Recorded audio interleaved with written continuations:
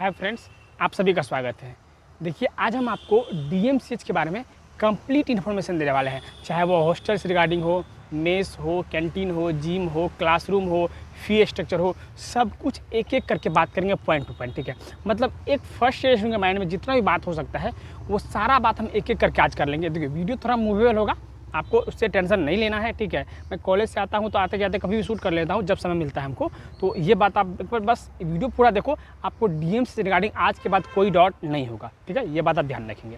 और ये इन्फॉर्मेशन जो मैं आपको दे रहा हूँ, ये मतलब एकदम ग्राउंड से उठा के दे रहा हूँ, जो वहाँ पे पढ़ रहे स्टूडेंट से लेकर मैं दे रहा हूँ। ठीक है, तो आपको सारा कुछ एक क्लियर हो जाएगा कैसे क्या होना है। ठीक है, देखो, सबसे पहले हम हॉस्टल का बात करते हैं कि जो फर्स्ट ईयर में स्टूडेंट जाते हैं उस सबको हॉस्टल मिल जाता है, चाहे गर्ल्स हो चाहे बॉयज़ हो, सबको हॉस्टल मिल जाता है।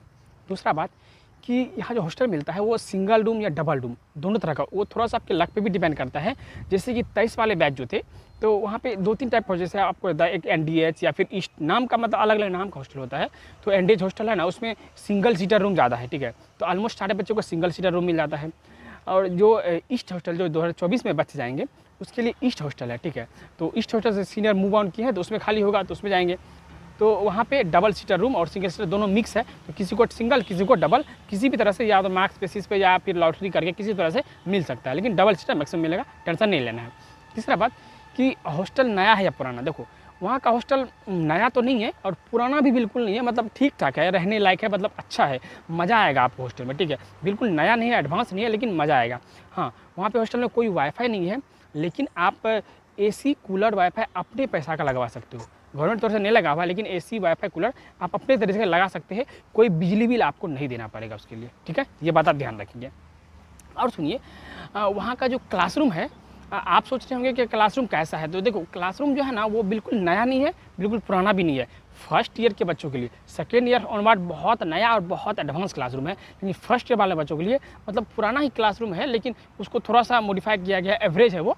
लेकिन एसी वाईफाई सारा कुछ लगा हुआ है, कोई दिक्कत आपको पढ़ने में नहीं होगा, सारा सुविधा है, मतलब बहुत अच्छे से बैठ के आप पढ़ाई कर सकते हो। हाँ, बिल्डिंग पुराना है लेकिन अंदर का इंटीरियर बहुत ही ज़्यादा अच्छा है, कोई दिक्कत नहीं है। ठीक है, और सुनो, जैसे वहाँ का मेस के बारे में बात करें हम, तो मेस में क्या है ना कि वहाँ पे सारे हॉस्टल के लिए अलग अलग मेस है। जैसे एनडीएच ले ले, ईस्ट ले ले, अलग अलग नाम का हॉस्टल है, तो सब हॉस्टल के अलग अलग मेस है। ठीक है, बहुत सारा हॉस्टल है तो बहुत सारा मेस भी है, लेकिन फर्स्ट ईयर में आपको क्या है ना कि आप जिस हॉस्टल में रह रहे हो उसी हॉस्टल के मेस में आपको खाना खाना पड़ेगा। ठीक है, ये ध्यान रखेंगे आप। हाँ, फर्स्ट ईयर के बाद सेकेंड ईयर और बाद आप किसी भी हॉस्टल के किसी भी मेस में खाना खाओ, कोई आपको कहने वाला नहीं है। ठीक है, ये बात है।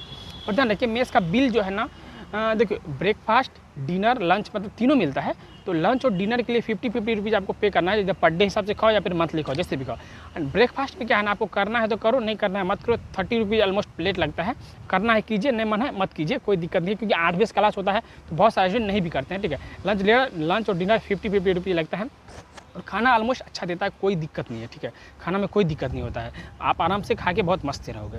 अब है ग्राउंड के बारे में थोड़ा सा बात करते हैं कि वहाँ जो ग्राउंड है ना, देखो जैसे मान लीजिए एक सड़क के बीच में, ठीक है, सड़क के उस साइड गर्ल्स हॉस्टल है, सड़क के इस साइड बॉयज़ हॉस्टल है। तो बॉयज़ हॉस्टल का अपना हॉस्टल अपना ग्राउंड है, ठीक है, खेलने वेलने के लिए, और गर्ल्स हॉस्टल का भी अपना हॉस्टल अपना ग्राउंड है खेलने के लिए।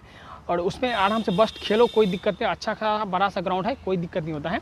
और ध्यान रखिएगा कि यहाँ का एक बहुत बड़ा एक एनडीएच ग्राउंड कहते हैं, और एक होता है जो कैंपस के अंदर है एनडीएच ग्राउंड, और कैंपस के बाहर एक ग्राउंड है। ठीक है, तो कैंपस के बाहर ग्राउंड बहुत ज़्यादा बड़ा है, और कैंपस के अंदर जो भी बड़ा है, लेकिन बाहर वाले कंपेरिजन में थोड़ा सा छोटा है। तो आप कहीं भी खेल सकते हो, मोस्टली फर्स्ट ईयर वाले कैंपस के अंदर वाले ग्राउंड में ही खेलते हैं, कोई दिक्कत है, खेलने के लिए कोई दिक्कत है, बहुत अच्छा ग्राउंड है, बहुत बड़ा ग्राउंड है, चाहे आप इंडोर गेम खेलो, आउटडोर खेलो, कुछ भी खेलो, कोई दिक्कत नहीं, तो आराम से खेल सकते हो। ठीक है, तो ये सब उसके बारे में है।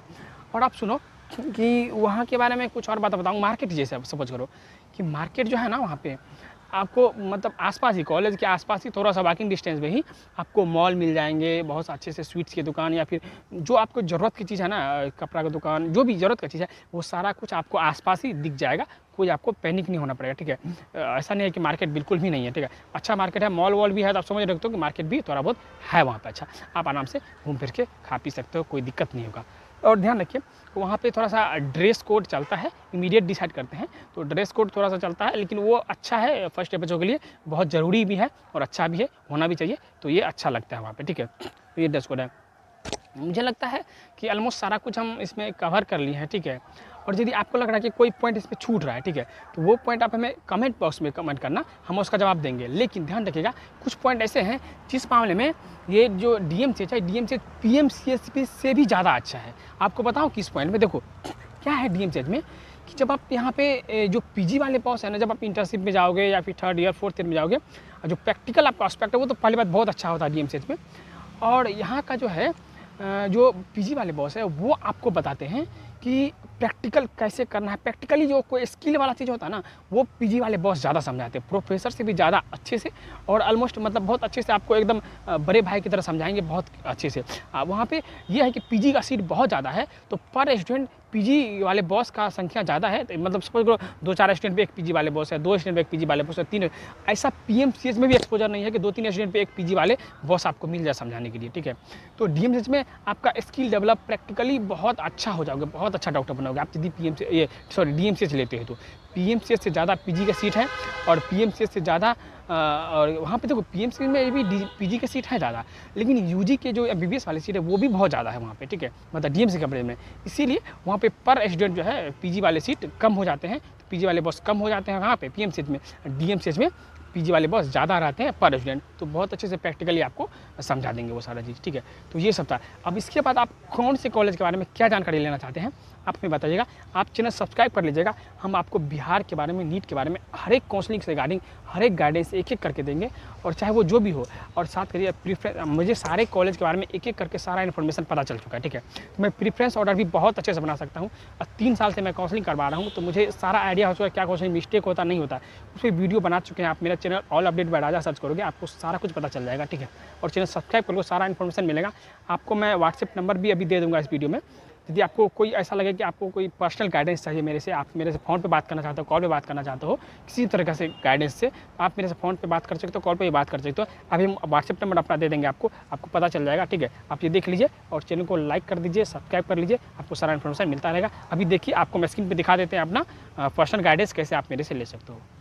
ये अभी हम आपको पर्सनल काउंसलिंग यदि आप हमसे करवाना चाहते हैं तो क्या कंडीशन है, थोड़ा सा भी आपको हम समझा देते हैं। यहाँ आप एक बार देख लीजिए, आपको सारा कुछ समझ आएगा, ठीक है। आप एक बार देखो आप ये पढ़ो क्या लिखा हुआ है। आपको व्हाट्सएप नंबर भी अपना देंगे हम, आप उस पर भी हमसे कॉन्टैक्ट कर सकते हो। पहले आप कंडीशन देख लो काउंसलिंग का क्या है यहाँ, ठीक है। अब अगर पढ़ लो, यहाँ पे सारा कुछ मैंने लिख दिया है।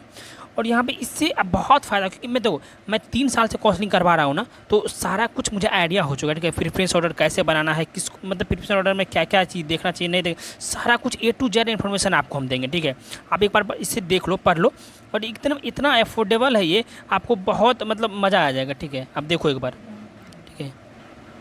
इतना कुछ कर रहे हैं तो थोड़ा वो तो चार्ज चाहिए, और आपके लिए बहुत ज़्यादा अफोर्डेबल हो जाएगा ये, ठीक है। अब इसको भी एक बार देख लीजिए। ये तब है जब आप काउंसलिंग नहीं करोगे, मैं आपको काउंसलिंग ही कर दूंगा, ठीक है, खुद से अपने फ़ोन से, अपने लैपटॉप से। उस केस में ये है, ठीक है। मुझे उम्मीद है आप ये सब देख के आपको सारा कुछ समझ आ गया होगा। अभी आपको व्हाट्सएप नंबर दे देते हैं, कहीं कहाँ दूँ, अभी आपको मैं यहाँ नीचे लिख देता हूँ, ठीक है। आप यहाँ देखो 9065376978 9065376978। इस पर मुझे कांटेक्ट करके आप हमें बोल देना, बस व्हाट्सएप करना है इस पर, ठीक है। और बोल देना कि भैया मुझे जो ये करवाना है, ठीक है, काउंसलिंग करवाना है आपसे, ठीक है। आपको मैं सारा कुछ यहाँ पे बता दूंगा, ठीक है। चलिए यहाँ तक देखने आपका बहुत बहुत धन्यवाद। मिलते हैं फिर नेक्स्ट वीडियो में। Bye bye.